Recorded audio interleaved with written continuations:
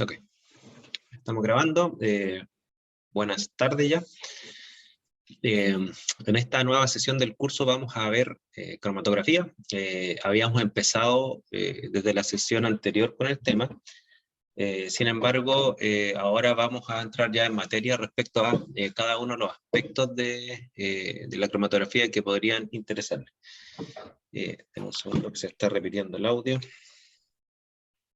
Voy a salir de acá.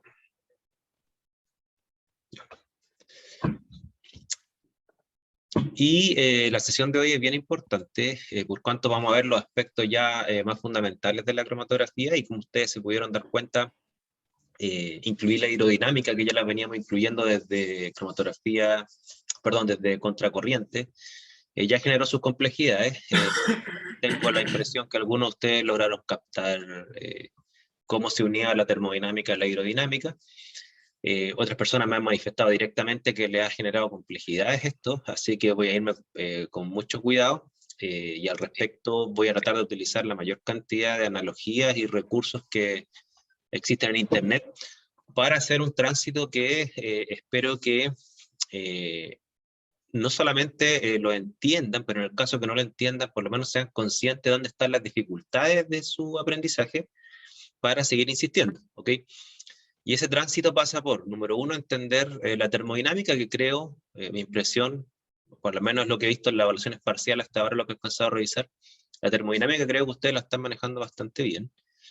Claro, hasta hoy se entrega la evaluación parcial 1, y creo que la han manejado bastante bien, por lo menos lo que he visto bien en la rápida, he visto respuestas buenas. Por otra parte, la hidrodinámica, como les venía mencionando, de cómo existe una fase que va avanzando sobre otra. Y lo tercero que vamos a incluir es el tránsito entre la partícula y lo molar, que esa es una cosa que vamos a ver el día de hoy. O sea, cómo el tema de lo molar ahora hay que incluirlo. O sea, la termodinámica normalmente a mí me da mucha relación con la parte estructural, con la afinidad del bienalito con una fase estacionaria, el pH, su carga, y eso uno lo puede entender como una partícula. Pero la cromatografía hay que entenderlo como un fenómeno molar, y hay ciertas características que emergen solamente a nivel molar, no a nivel de la partícula, que es lo que vamos a ver el día de hoy. ¿Hasta qué hora se puede entregar? A cualquier hora. Ya no tengo una hora a tope, yo recién voy a empezar a corregir mañana, ¿ok? Como les digo, estuve revisando así por algunas respuestas por encima sin calificarlas aún, y vi que estaban bastante bien.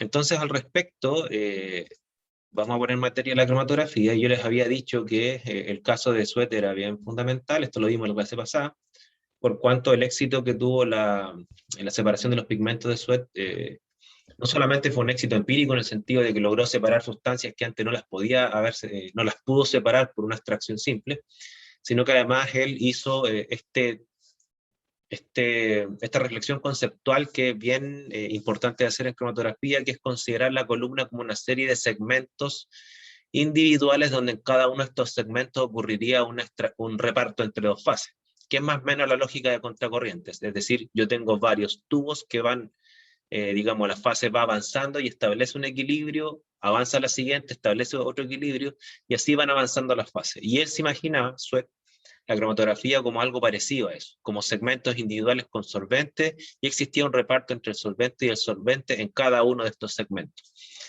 Y eso hoy en día es parte de la teoría cromatográfica que vamos a ver el día de hoy. Ahora, la cromatografía o las teorías cromatográficas que vamos a ver ahora son aplicables a todo tipo de cromatografía, tanto a la cromatografía hidrodinámica de columna, que es la más popular que hay hoy en día, pero también la cromatografía en papel, que yo tengo entendido que los bioquímicos todavía lo utilizan, y los químicos orgánicos también, y se utilizan con propósitos de identificar ciertas sustancias en función de un perfil de ilusión de una mezcla en torno a un papel, y eso también es cromatográfico, y tiene los mismos fundamentos, salvo que la hidrodinámica es generada de forma distinta, ¿ya? Es una hidrodinámica también, pero generada tecnológicamente de forma diferente. La primera, de forma más artesanal, sumergir un papel sobre un solvente, y el solvente va difundiendo por gradiente de concentración, y en la otra es un fenómeno hidrodinámico de pistón, y eso, la tecnología es un poco distinta, pero la vamos a ir viendo también caso a caso, ¿ya? Entonces, la elusión es un fenómeno, o es un proceso que vamos a tratar de entenderlo, insisto, desde sus fundamentos termodinámicos de la partícula aislada y sus efectos macroscópicos, molares y la estadística asociada, porque esto tiene un fundamento estadístico bien importante, ¿ya? Entonces vamos a hablar de elusión con C, no con S, ¿ya? Elusión con C es la elusión cromatográfica, elusión con S es la evasión ilegal de impuestos, ya para que no confundan los términos.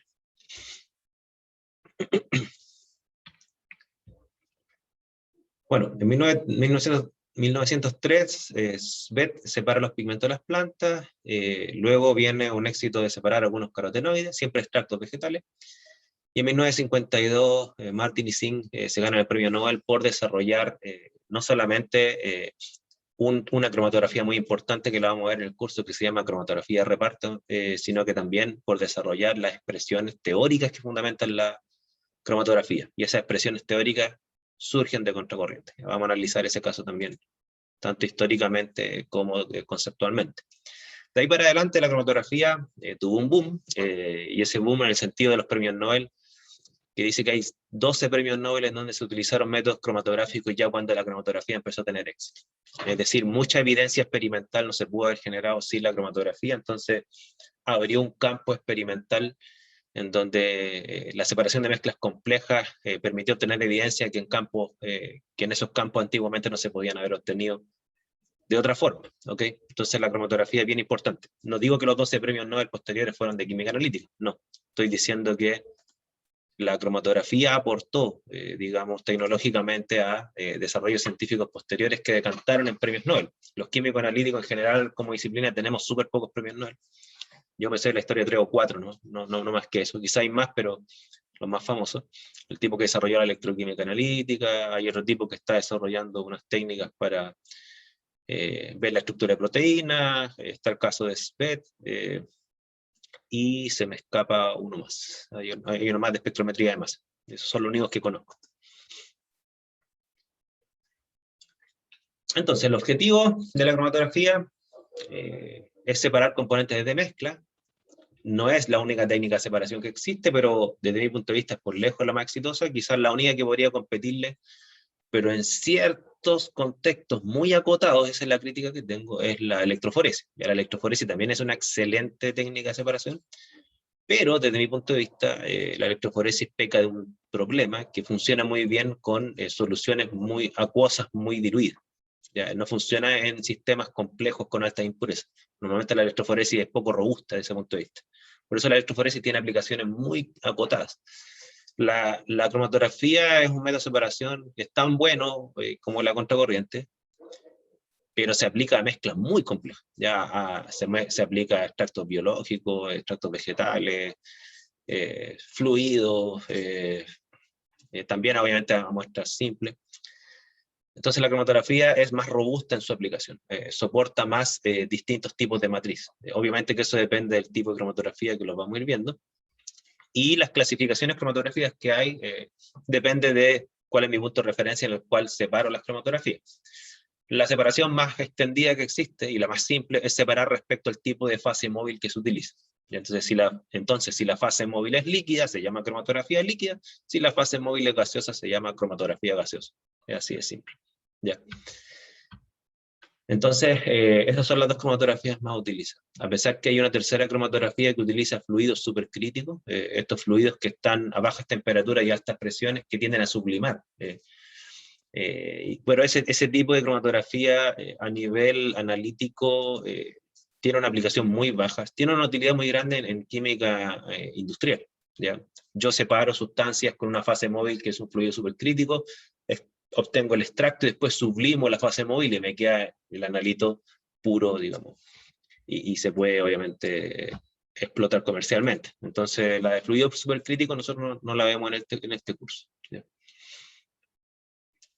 Ahora, históricamente, si bien es cierto, las primeras cromatografías que se desarrollaron fueron las de Svet, que fueron cromatografía líquida, tecnológicamente los primeros instrumentos cromatográficos de alta resolución fueron los de cromatografía gaseosa.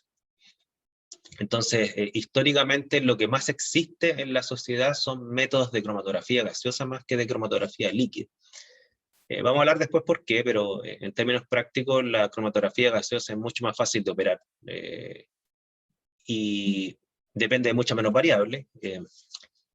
Y por lo mismo existen muchos métodos estandarizados para cromatografía gaseosa. Vamos a ver más adelante las limitantes que tiene la cromatografía gaseosa. Pero independiente de esos detalles, la cromatografía líquida, tecnológicamente hablando, la de alta resolución, vino después, tiene mucha más versatilidad, desde mi punto de vista tiene mucho más aplicabilidad que la cromatografía gaseosa, pero también hay que reconocer que es mucho más compleja y generalmente el laboratorio de prestación de servicios le tienden a hacer el kit.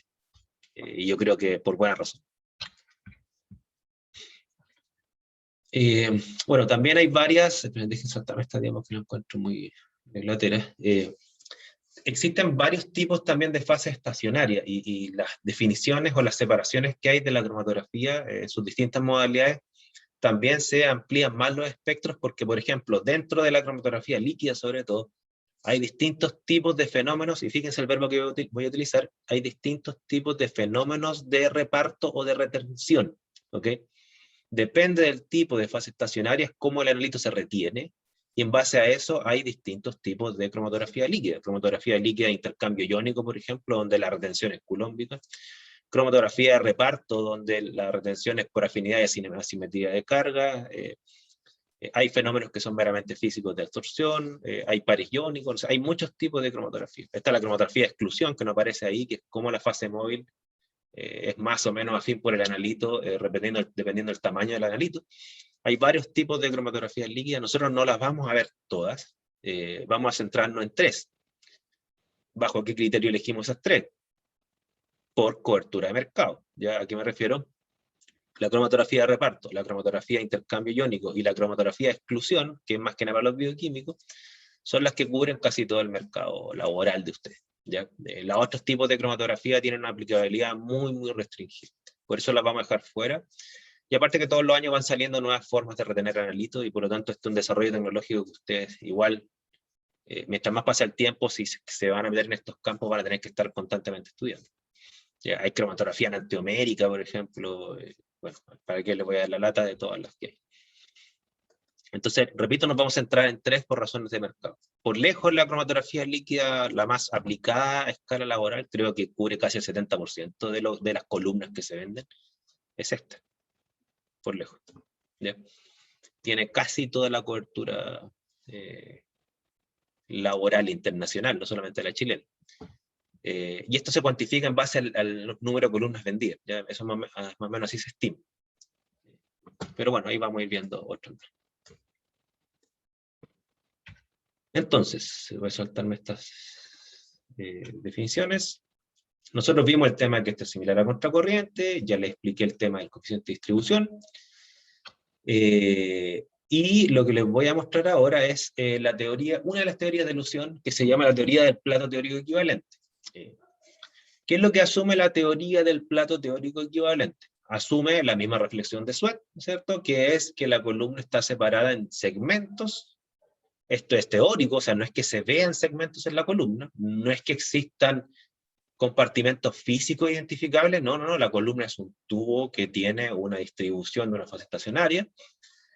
Lo que se postula como mecanismo de retención es que a lo largo de esa columna, teóricamente, como un modelo, este es como el modelo del gas ideal, o sea, no existe el gas ideal, pero uno trata de entender la realidad más o menos así. Se postula que la columna se comportaría como una especie de sistema contracorriente, en donde a lo largo de la columna, y les voy a mostrar después videos, ocurrirían repartos individuales o repartos de analitos entre la fase móvil y la fase estacionaria. ¿Ya? Entonces sería análogo a una etapa de contracorriente. Esas son las expresiones de contracorriente que ustedes ya las conocen. Lo importante es la parte conceptual, no la parte matemática. Las expresiones de contracorriente, como vimos en las últimas sesiones, depende del número de etapas, y ahí yo puedo estimar cuánto se reparte en un tubo R determinado, en donde P y Q son las fracciones que queda de mi analito en la fase móvil, o la que avanza, partida por la fase estacionaria, o la que se retiene. P es lo que queda en la fase móvil, orgánica en el caso anterior, Q es lo que queda en la fase acuosa, o estacionaria en el ejemplo que analizamos en la clase pasada. Esas expresiones se tomaron para la cromatografía y se aplicaron para construir la teoría del plato teórico equivalente, o teoría de ilusión le llaman algunos. Saltarme esto, esta figura nosotros la vimos, ¿no es cierto? Las fases van avanzando hasta que se completa, digamos, todo el proceso de avance. Nosotros le vamos a llamar eso el proceso de ilusión. Y esto va avanzando y la columna uno la vería como una serie de segmentos, ¿ok? Ahora, lo que no muestra esta figura, porque esta figura muestra solamente la columna dividida en trozos, en donde existe una fase estacionaria y una fase móvil, pero lo que no muestra esta figura, porque es incompleta, es dónde están los analitos, ¿ya? Eso es lo que vamos a ver a continuación. ¿Dónde están los analitos? Entonces, una columna es un cilindro, ¿ok? Y como todo cilindro, bueno, tiene una base, pi r cuadrado, y tiene un largo. Y hay que imaginarse la columna como una serie de segmentos, y aquí yo les voy a pedir una especie de diálogo y discusión para ver si lo van viendo, ¿ya? Y al respecto, miren, voy a mostrarles a continuación un video. Encontré un canal de YouTube muy bueno en sus animaciones, y que voy a valerme de varios videos de ese canal para poder explicar esto que les voy a tratar de transmitir ahora, ¿ya? Porque esto es conceptual y es complejo. Quizá el video se va a ver simple, pero lo que arroja conceptualmente es muy complejo. Entonces, denme un segundo, les voy a mostrar el video.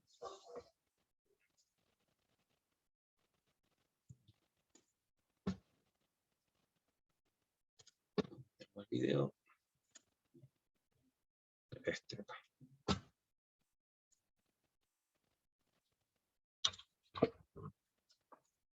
Acá.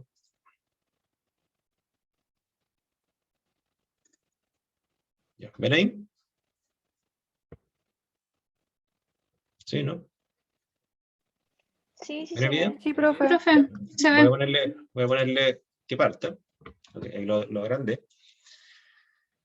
Ya. Esto es bien importante. Ya. ¿Qué muestra este video? Miren.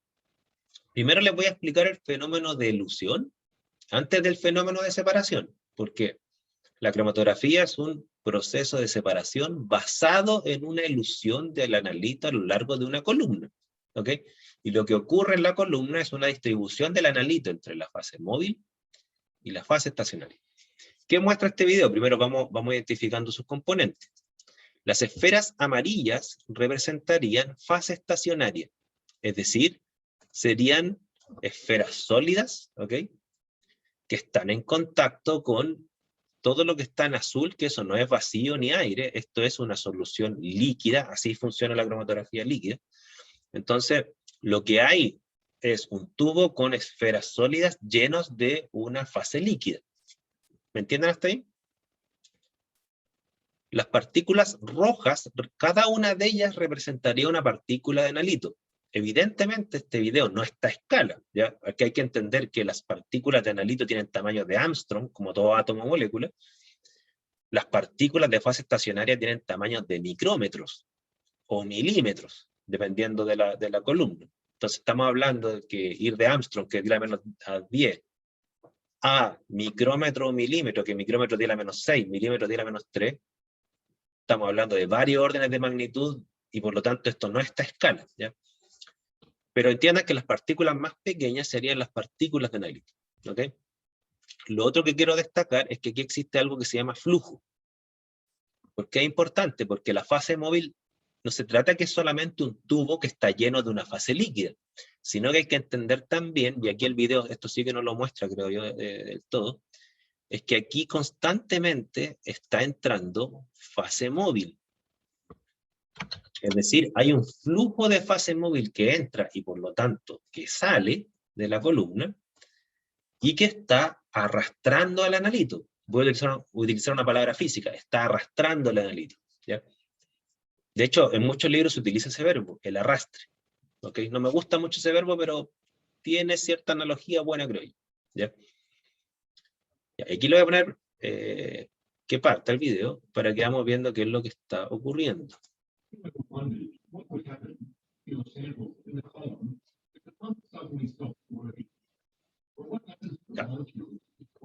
Me devuelvo. Voy a ponerle... ¿Qué es lo que muestra este video entonces? Que la flecha morada, esto, ¿no es cierto? Muestra que va entrando fase móvil.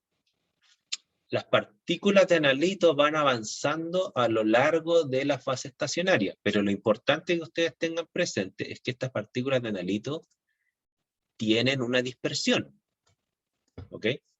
No están todas juntas en una fila avanzando al mismo tiempo.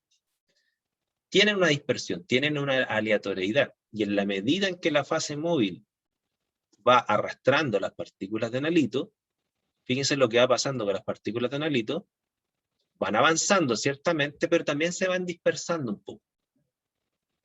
¿Ya? Si hubiese flujo cero, fíjense, aquí me estoy adelantando a otra teoría, si hubiese flujo cero, el analito no avanzaría, pero estas partículas, porque tienen temperatura, porque tienen su energía cinética, porque hay diferencias de concentración, se van dispersando cada vez más. ¿Ya? No sé si se fijan en ese detalle. Lo que busca el video es mostrar que existe siempre dispersión. ¿Ok? Ciertamente que en promedio la mayoría de las partículas están en medio, la mayoría, ¿ok? En promedio, la mayoría de las partículas están en el medio. Sin embargo, a lo largo de la columna, las partículas de analito, a pesar que son de la misma naturaleza, todos son del mismo analito, se dispersan, ¿ya? Y aquí están exagerando la dispersión, ya no es que se dispersen a lo largo de toda la columna, pero un poco para explicar esto de que existen dos fenómenos físicos. Número uno, elusión por arrastre, y número dos, dispersión natural aleatoria. ¿Ya? No sé si me entienden hasta ahí. ¿Ok? Elusión por arrastre, la fase móvil arrastra el analito, ¿ok? Y dispersión aleatoria. ¿Estamos? Profe, ¿Sí? disculpe, entendí que lo de elusión por arrastre ya tiene que ver con la fase móvil, pero en el caso de la dispersión, ahí tengo un poco de duda. A ver, te muteaste un rato, Mary. ¿Puedes repetir la pregunta? ¿Cuál es la pregunta entonces? Porque entendí que tengo entendiste el dudas con fenómeno de ilusión por respecto, arrastre. ¿Qué es lo que no sí, entendiste? lo de dispersión aleatoria. Ya, mira.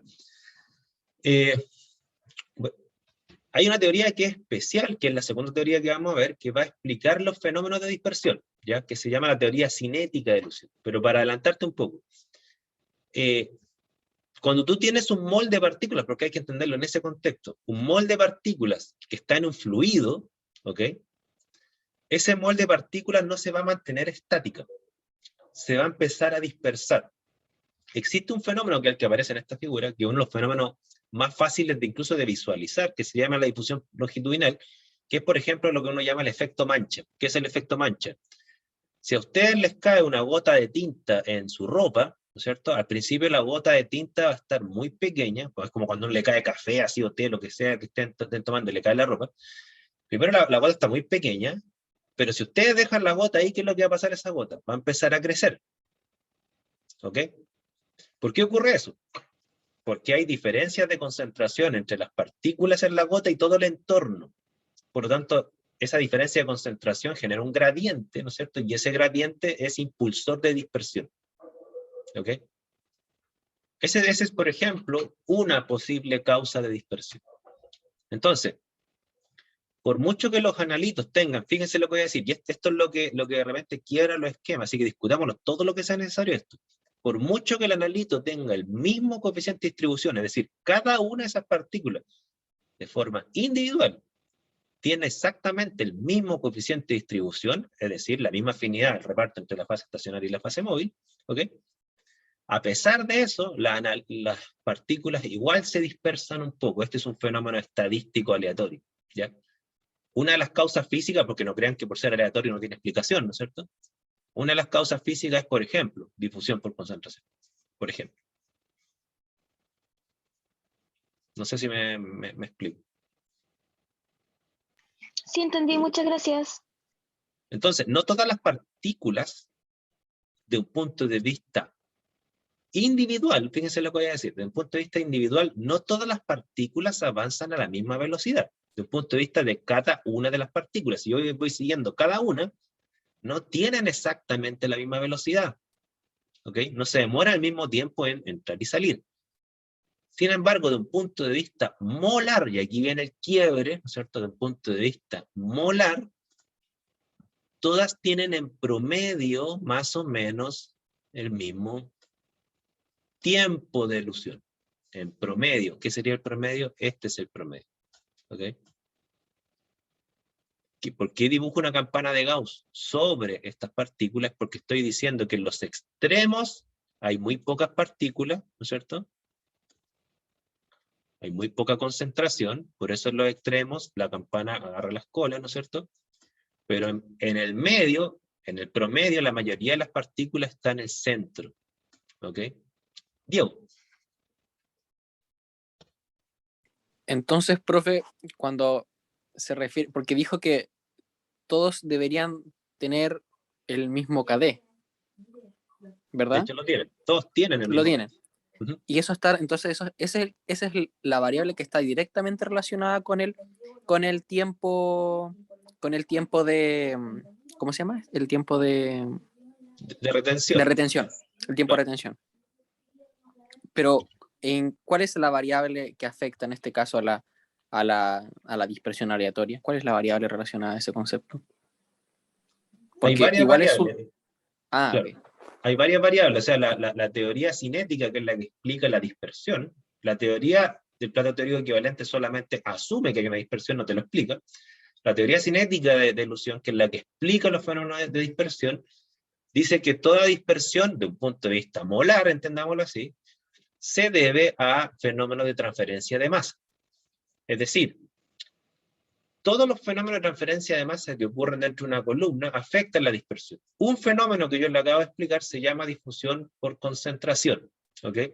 Es decir, las partículas, aunque el flujo de fase móvil sea cero, por el hecho que tienen temperatura y energía cinética y diferencias de concentración de lo que hay aquí en el medio respecto de lo que hay en el entorno, donde la concentración del anelito es cero, el anelito va a empezar a difundir. Y no va a difundir porque hay una fase móvil arrastrándolo, va a difundir porque hay diferencias de concentración.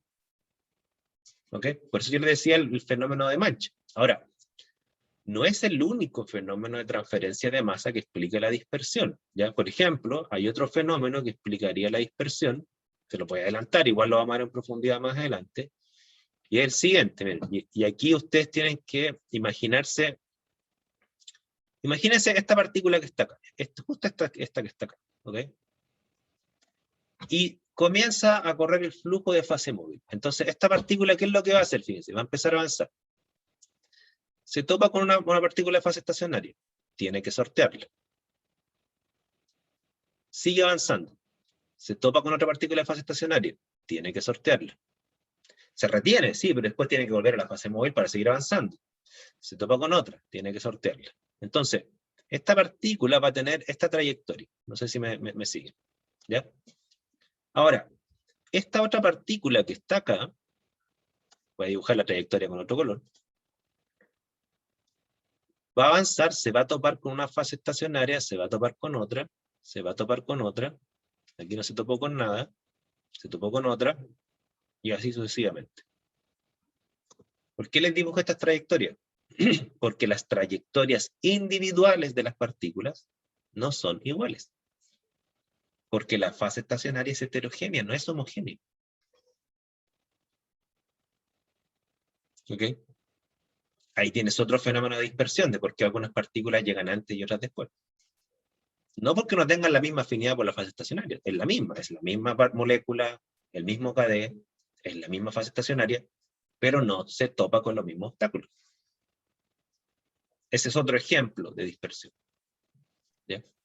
¿Y estas partículas también chocan entre sí o no?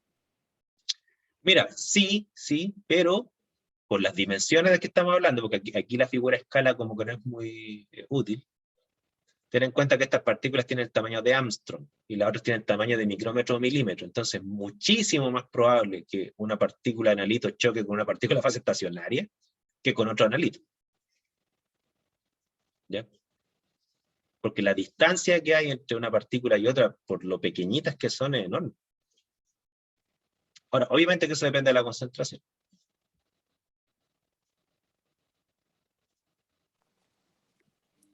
Profe, entonces, estas variables son las porque cuando uno habla porque cuando habló, por ejemplo, del efecto este que genera la mancha, si uno lo viera en teoría, debería verse un manchón enorme, o sea, como un solo manchón grande en toda la columna, pero no es así. Entonces, estas son como las variables que hacen que se distribuyan de cierta forma, que generan como eh, que no se vea como un desastre de analito en la columna, sino que tenga como una lógica, por así decirlo. Claro, porque el hecho que exista dispersión aleatoria no quiere decir que es dispersión caótica, ¿ya? Porque mucha gente confunde lo aleatorio con lo caótico, ¿ya? Tiene una dispersión aleatoria que sigue las leyes de las probabilidades. Entonces, ¿qué significa esto? Que si bien es cierto, las partículas no van a llegar al mismo tiempo, pero en promedio la mayoría va a llegar junta, en promedio.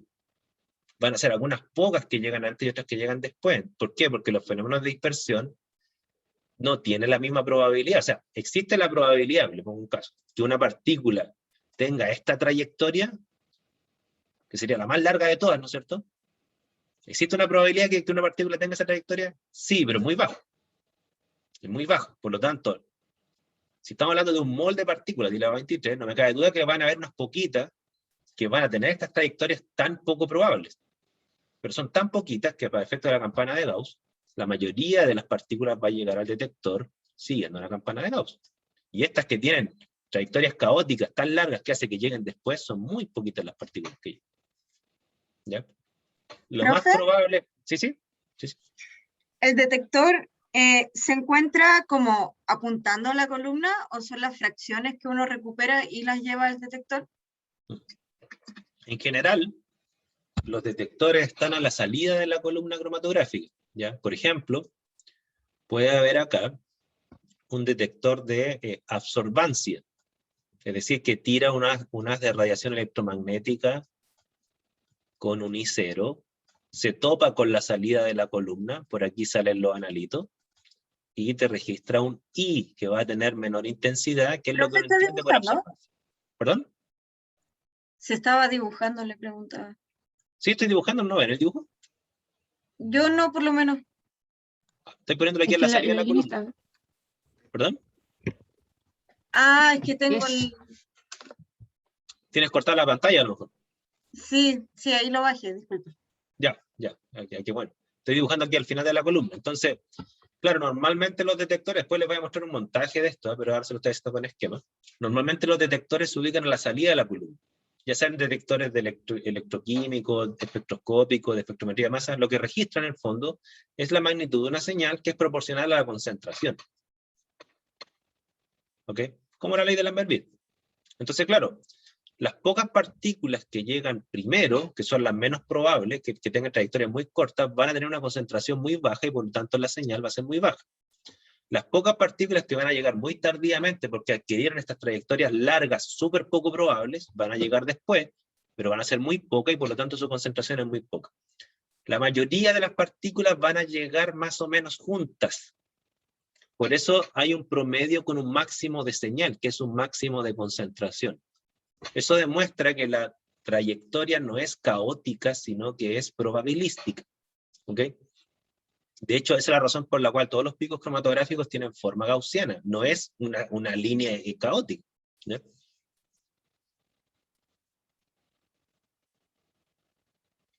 Miren, les muestro otro video. Ahora, yo partí con este video, me gusta este video porque primero explica la ilusión mirándolo como un fenómeno molar, o sea, muchas partículas avanzando. Son pocos los videos que hacen esto.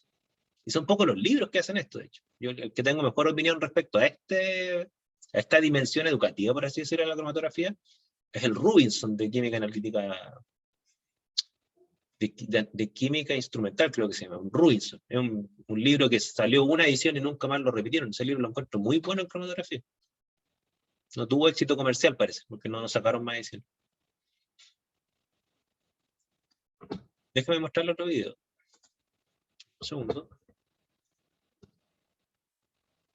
Yo cuando me topé con este canal de YouTube, yo quedé impresionado. Yo dije, primera vez que veo un muy buen video de cromatografía. Ya les voy a mostrar otro video, pero que el enfoque del video ya no se centra en las partículas, ahora se centra en la señal analítica, ¿ok? Me explico, miren, denme un segundo para... Acá.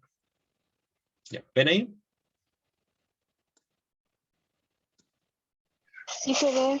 ¿Sí? Ya, miren. Profe. Lo que va a mostrar este video es cómo eluyen las sustancias, pero ya mirándolo, no desde un punto de vista de las partículas, mirándolo como un fenómeno fenoménico, es decir, qué es lo que vio Sweat y cómo serían las señales por lo tanto. Porque Sweat no vio las partículas, Sweat se imaginó las partículas, ¿ok? Fíjense, ahí lo que, no sé si se dieron cuenta, lo que pasó muy rápido, lo que se agrega es una gota de una mezcla, o sea, es decir, en esa gota va una mezcla de analito. Aquí el mismo cuento, está la columna, está llena de partículas de fase estacionaria, que sería el amarillo, hay fase móvil, que es lo azul, ¿ok? Se agrega una gota de una mezcla, ¿ok? Ahí hay una mezcla de analito, y comienzan a eluir. Comienzan a eluir, fíjense. Ahí comienza la separación de los colores, pero todavía no llegan al detector. El detector estaría acá. ¿Ok? Acá abajo. Entonces, continuamos con el video. Ya, se fija que ahí va el rojo, fíjense. Llegó al detector y generó señal.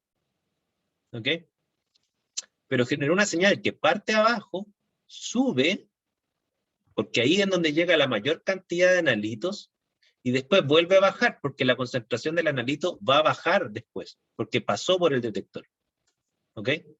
Ahí generó la señal del analito rojo, luego viene la del azul. ¿Ok? Mismo cuento. Genera la señal azul, y después la verde. ¿Estamos? Las tres señales tienen formas gaussianas. Es decir, no es, por ejemplo, si todos los analitos de los rojos llegaran exactamente al mismo tiempo, sin ninguna dispersión, ¿ok? Tendríamos una señal roja que sería una línea sumamente alta. Pero no llegan al mismo tiempo. Algunos llegan un poco antes, otros llegan un poco después, y por eso se genera una señal gaussiana. ¿Ok? ¿Qué tan dispersos llegan los analitos? Yo obviamente, ninguno de nosotros tiene ojos moleculares para ver qué tan dispersos llegan, pero el efecto de la dispersión es qué tan ancha es la señal. ¿Ok?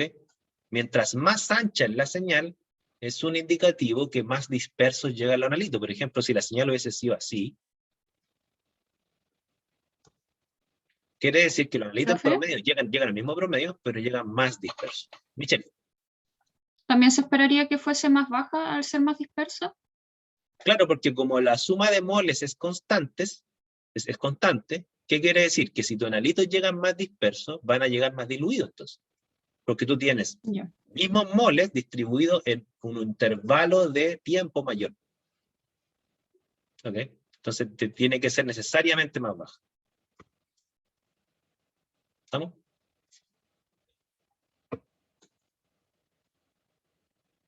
¿Dudas, consultas, comentarios? Yo creo que estos dos videos son necesarios para que ustedes entiendan qué es una señal en cromatografía. Es esto que está ahí, ¿no es cierto? Es una señal que tiene un promedio que le llamamos tiempo de retención, eso es lo bruto, y ese tiempo de retención, como dijimos en la clase pasada, sirve en parte para identificar los analitos. Yo puedo identificar un analito presente en una muestra si es que una señal coincide en su tiempo con la de un estándar, como discutimos en la clase pasada con el caso de las Olimpiadas. Pero también hay que entender por qué es una señal gaussiana. Es porque los analitos se dispersan en el proceso. Insisto, no les he dicho, les he adelantado un poco por qué se dispersan. Vamos a ver la segunda teoría que explica más en profundidad por qué se dispersan y cómo puedo controlar esa dispersión. ¿Ya? Porque también se puede hacer algo para evitar o minimizar las dispersiones, no para evitarlas, pero sí para minimizarlas. ¿Ya? Por favor, más dudas, consultas, comentarios.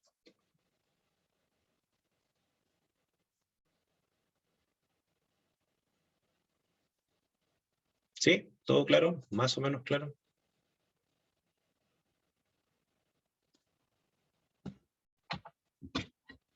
Bien.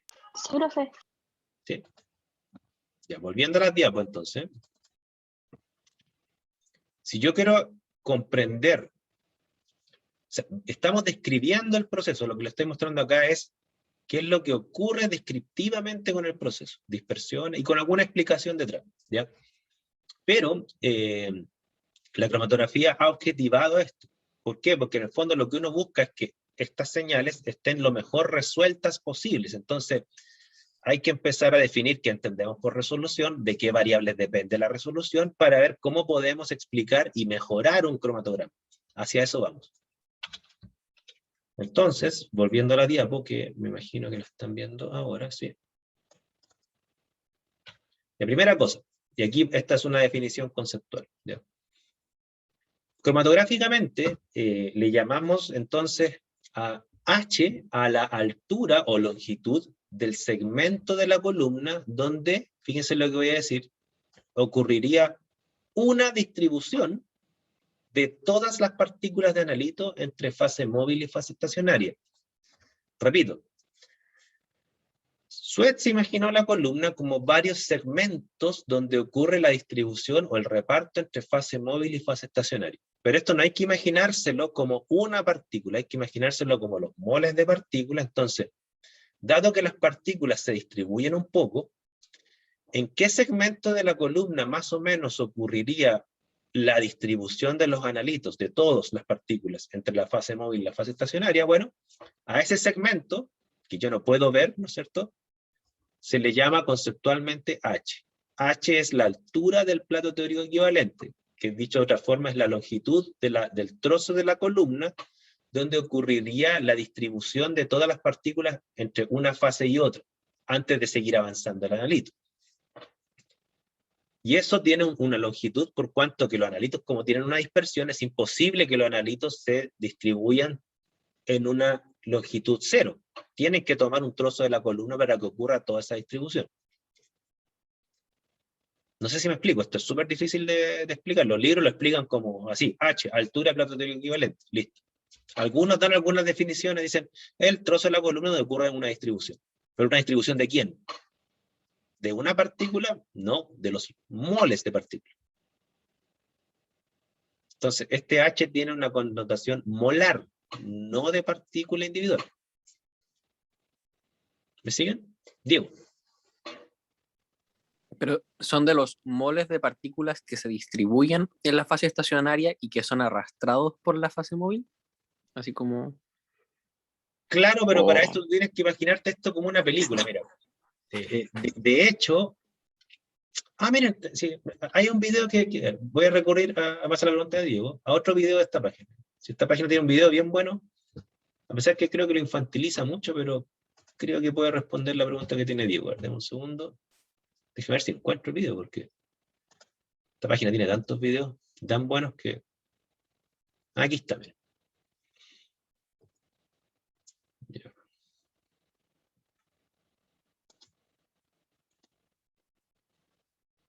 Un segundo. Esta es una cuestión medio infantil, ¿no? No me gustan las cosas infantiles para alumnos tan viejos como ustedes, ¿no es cierto? Quizás le estuviera haciendo clase a media que jamás en mi vida he hecho.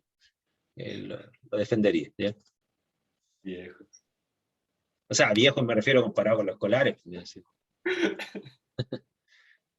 Reacepte su edad. Ya. Voy a responder igual que los abuelitos, sí. A su edad yo ya tenía 5 hijos. Sí, casi. Que no es mi caso. Bueno, ya fíjense que muestra este video. Miren, aquí muestra, hace una analogía, hace la analogía del aeropuerto, entendiendo que, no sé si ustedes han tenido la oportunidad de viajar y estar en un aeropuerto, siempre los aeropuertos tienen pasillos gigantes y en los pasillos, ¿qué es lo que hay? Puras tiendas. ¿Ya? ¿Por qué? Porque como la gente tiene que esperar tanto cuando hace transbordo, a veces uno espera sobre todo los vuelos internacionales, uno tiene que esperar 1 hora, 2 horas, 3 horas, 4 horas para que salga el siguiente vuelo. Entonces, ¿qué es lo que hace la gente para no aburrirse? Comer y comprar, ¿ya? Entonces los aeropuertos están llenos de tiendas. ¿Y qué es lo que muestra esta analogía? Dicen, ya, imaginemos que van 3 grupos de personas. Las personas que tienen la polera roja, la que tienen la polera azul y la que tienen la polera verde. Todas entran juntas al pasillo del aeropuerto, ¿ok? Y van avanzando. Fíjense, van a una tienda, pero como aquí lo está graficando como 3 grupos de personas, esos 3 grupos de personas, asumiendo que las que tienen polera roja tienen exactamente los mismos comportamientos como comprador, pero no son iguales a los comportamientos de comprador de los de polera azul y de polera verde, pero son iguales entre sí, ¿no es cierto? Bueno, van a empezar a avanzar y distribuirse de forma distinta. Por ejemplo, ahí entran a la tienda, pero los rojos salen antes.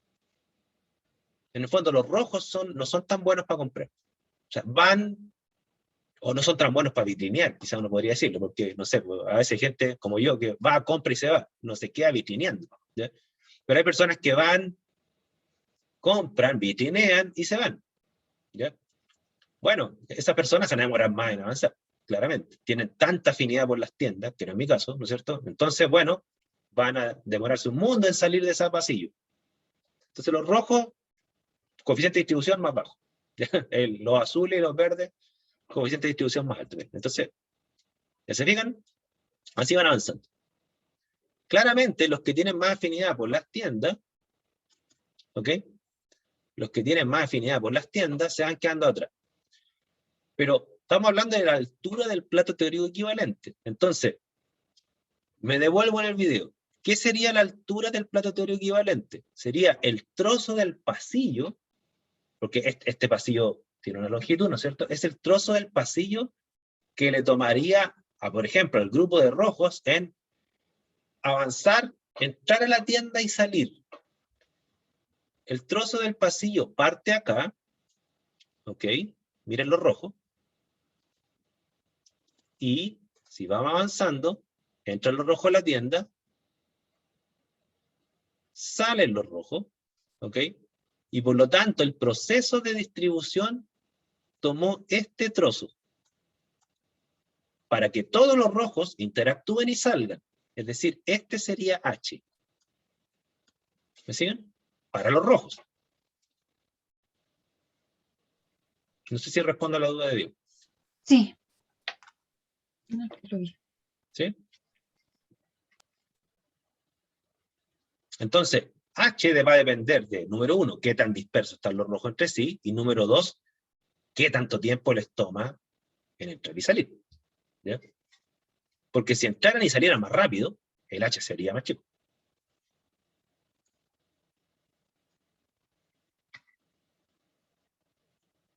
Dudas, consultas.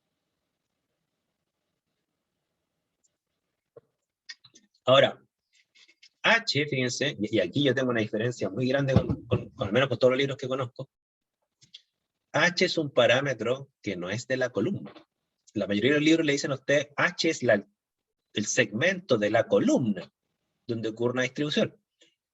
Pero es el segmento de la columna donde ocurre la distribución de un analito, porque no todos los analitos tienen el mismo H. Y en esa creo yo que los libros cometen un error desde mi punto de vista, porque H no es un trozo de la columna, es un trozo de la columna donde ocurre una distribución de los moles de un grupo, de un analito. Entonces ahí H es un parámetro en estricto rigor del analito, no de la columna. Es el trozo de columna que necesitan los analitos para distribuir y volver. Eso es. ¿Ya? Ignacio. Claro, ¿verdad? Eso quería preguntarle antes, de hecho.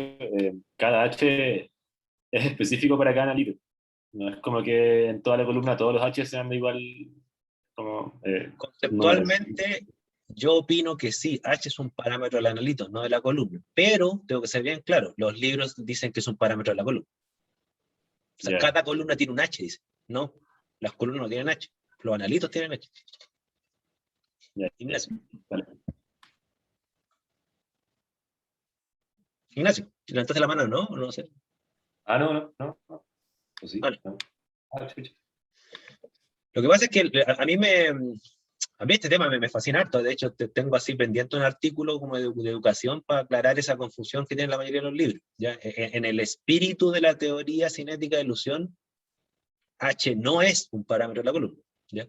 Y yo creo que como las teorías cromatográficas están dominadas por ingenieros hoy en día, porque los ingenieros son los que venden y los que fabrican columnas, yo creo que han tergiversado el concepto.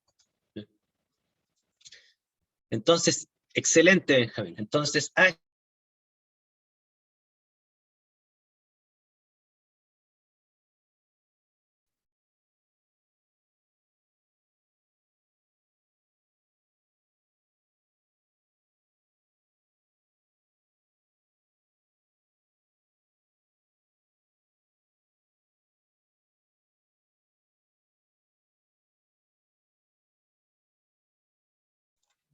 Profe, no se le escucha. ¿Profe? Creo que se le fue la señal. Ahí creo que volvió. No, todavía no. No, él dijo algo, Profe, no se le escucha nada. ¿sabe? Le mandó ahí que se le murió el micrófono. Algo así.